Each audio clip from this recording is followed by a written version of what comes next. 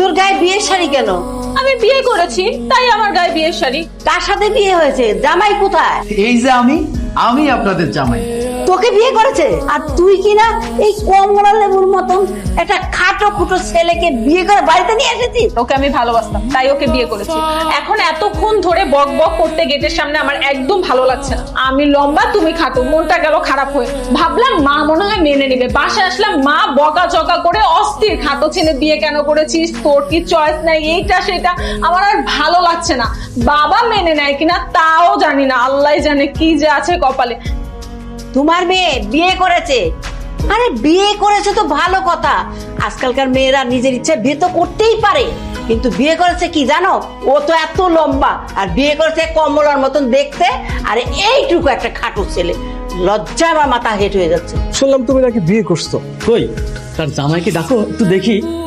আমার ননদের খাটো স্বামীটা কোথায়? একটু দেখি তো, আপনাকে একটু এদিকে আসবেন।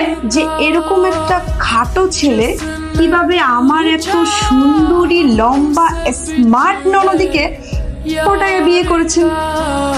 এই তুই এত বড় সাহস কোথায় পেলি আমার বোনকে বিয়ে করার? এলাকার মানুষ বলা বলি করছে তোমার স্বামী নাকি তোমার চেয়ে মিনিমাম 1 ফুট খাটো। ও, তোমার কান পর্যন্ত চলে গেছে? হ্যাঁ, যা শুনেছো ঠিকই শুনেছো। আমি বিয়ে করেছি, বিয়ে করে যে ভুলটা করেছি ওটা এখন হারে হারে বুঝতে পারছি। তুমি তো আমার কথা শুনলা না। আমি তোমাকে সত্যি সত্যি ভালোবেসেছিলাম, পাগলের মতো ভালোবেসেছিলাম, অন্ধবিশ্বাস করে তোমাকে ভালোবেসেছিলাম। আর তুমি আমাকে রেখে বিয়ে করলে একটা বাট্টুরে। তোমাকে বুঝছো, তোমাকে আজকে চলো আমার মা বাবার সাথে দেখা করাতে নিয়ে যাই আমাদের বাড়িতে। সত্যি? তুমি তোমার বাবা মার সঙ্গে দেখা করাতে আমাকে সঙ্গে করে নিয়ে যাবে? কিন্তু তোমার বাবা মা যদি আমার ওই ব্যাপারটা জানে তাহলে কি আমাকে কখনো মেনে নেবে? আরে রাজি হওয়া না হওয়া সেটা হলো পরে বিষয়। তোমার এই বিষয়টা তুমিও বলবা না, আমিও বলবো না। বিয়ে হওয়ার পরে জানাজানি হোক, তাতে কোনো সমস্যা নেই। আরে সেই সব পরে হবে, এখন আমার সাথে চলো তো, চলো। কি ব্যাপার, মিম একটা ছেলের সাথে?